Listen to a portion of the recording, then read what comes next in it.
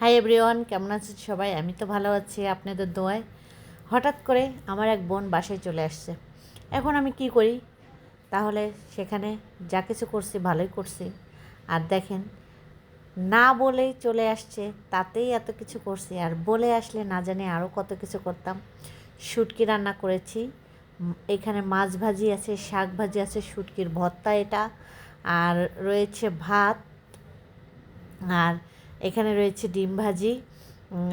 ডিমও ভেজে নিলাম, কারণ মেহমান তো বোঝেনই তো। আর এখানে আছে ছোট মাছের ভাজি, আর এখানে রয়েছে পেঁপে দিয়া আলু দিয়ে একটা ঘ্যাট। তো যাই হোক, এই হলো আজকের সেই মেহমানের জন্য খাবার। তা মেহমান আসলেই, আর আছে আলু ভর্তা। আর মেহমান আসলেই মনে করেন মাংস না থাকলে তো আর মেহমানদারি হয় না। যেমন আগে যেমন গ্রামে কেউ আসলে যেমন ডিম ভেজে দেয়, মানে হঠাৎ করে না বলে আসলে ডিম ভেজে দেয়, বা অন্য কোনো একটা তরকারি থাকে সেটা খেয়ে চলে যায়। কিন্তু শহরের বিষয়টা তো একই দামে আলাদা। মেহমান আসলে মানে পোলাও, মাংস, কোরমা, ডিম, আর অন্য তো সবজি টবজি একটা ভাজি থাকেই। তা যাই হোক, এখন উপস্থিত রিজিকে যা আছে তাই খাবে। এটা শুটকির ভর্তা।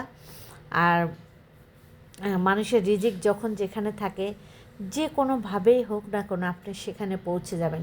এইটা হচ্ছে আল্লাহর নিয়ামত, বুঝছেন? আর আল্লাহর পরিকল্পনা আর আমাদের পরিকল্পনা একদম ডিফারেন্স। তাই হচ্ছে প্রস্তুত থাকবেন, মানে এরকম সব সময়, যে মেহমানের জন্য, মেহমান আসলে কিভাবে তাদেরকে আপ্যায়ন করতে হয়। শুধু যে মাছ মাংস দিয়েই বা পোলাও কোরমা দিয়েই যে দিলেই যে সে মেহমানের হবে আপ্যায়ন আর হবে না, সেটা না। অবশ্যই উপস্থিত যা থাকবে তা দিয়েই চেষ্টা করবেন তাকে আপ্যায়ন করার জন্য। আরও রিকোয়েস্ট করবেন যে থাকেন।